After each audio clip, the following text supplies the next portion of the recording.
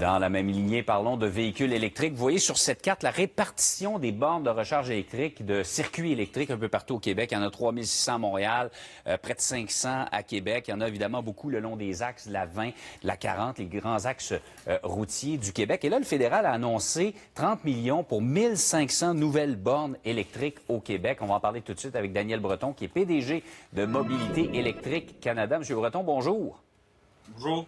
Est-ce qu'on suit le rythme dans l'établissement de nouvelles bornes électriques au Québec?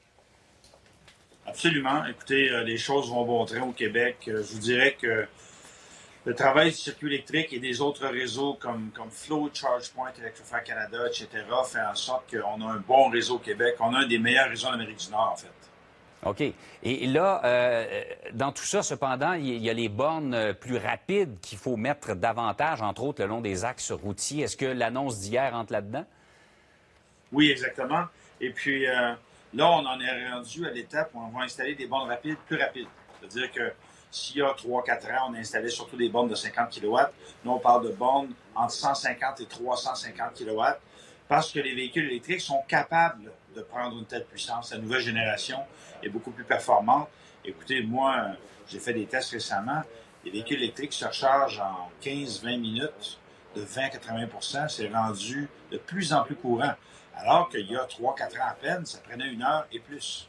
Donc, l'excuse, M. Breton, de dire « Ah, moi, une voiture électrique, trop compliqué, il faut que tu te cherches une borne de recharge, il n'y en a pas tant que ça. Elle ne vaut plus, là. » Elle ne vaut plus pour la majorité des gens. D'autant plus que je dirais qu'à peu près 80 à 90 % des recharges sont effectuées à la maison. Donc là où il y a plus un enjeu, c'est pour ceux qui n'ont pas accès à la recharge à la maison ou au travail. Par exemple, quelqu'un qui reste dans un bloc appartement, qui ne peut pas se recharger dans son stationnement.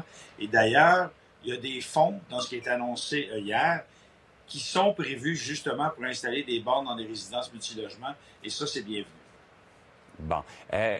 Là, on est dans les bornes de recharge rapide. Jusqu'à quel point, évidemment, on rêve du jour où faire la recharge de son véhicule électrique ne sera pas beaucoup plus long que faire le plein d'essence présentement. Est-ce qu'on est si loin de ce jour-là? Je dirais que moi, je m'attends à ce que d'ici 5 ans, le temps de recharge rapide soit en général de 10 à 15 minutes pour la plupart des véhicules, à moins d'avoir une énorme batterie à cause d'un véhicule beaucoup plus gros. Mais c'est sûr que les choses évoluent rapidement. Puis je voulais quand même mentionner des chiffres qui sont super importants, qui sont sortis il y a quelques jours à peine, sur les ventes de véhicules électriques au Québec. Ben oui, je voulais vous en parler. C'est vraiment au Québec, on se distingue du reste du Canada. C'est presque un véhicule sur 5 au Québec qui est électrique, qui est vendu. En fait, exactement. On était au deuxième trimestre de 2023, on était à 18,4 % des ventes qui étaient des véhicules soit 100 % électriques, soit hybrides rechargeables, donc presque un véhicule sur 5, comme vous dites.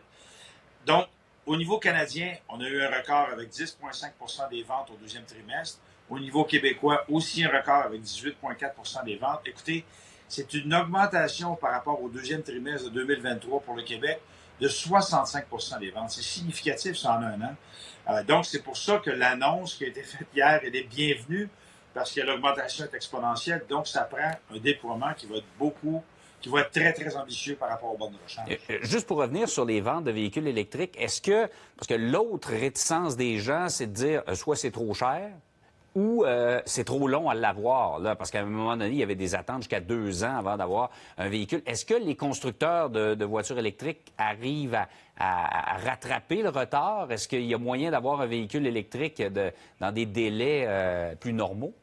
Ça dépend des constructeurs. Il y a des constructeurs où ça va bien, les délais sont relativement courts, d'autres où ça dure encore 1 an, 2 ans, 3 ans pour les véhicules populaires. Donc, c'est très inégal d'un constructeur à l'autre. Cela dit, quand on parle du fait que les véhicules électriques sont trop chers, moi, je ne m'attendais jamais à dire ça, mais on voit le prix des véhicules électriques baisser un peu, mais à contrario, on voit le prix des véhicules à essence augmenter significativement. Par exemple, en juin 2023, selon AutoTrader, le prix moyen de vente d'un véhicule neuf au Québec était au-delà de 64 000 $, ce qui est énorme.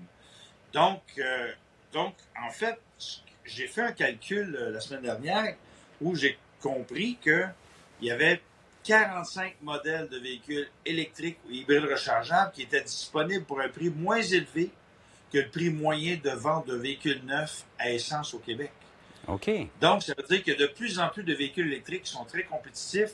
Et là, je calculais juste le rabais fédéral. Si on ajoute le rabais de 5 000 du provincial, du Québec, ça veut dire qu'il y a de plus en plus de véhicules électriques qui sont extrêmement compétitifs. Et là, je n'ai même pas parlé du coût de l'énergie qui est beaucoup moins cher.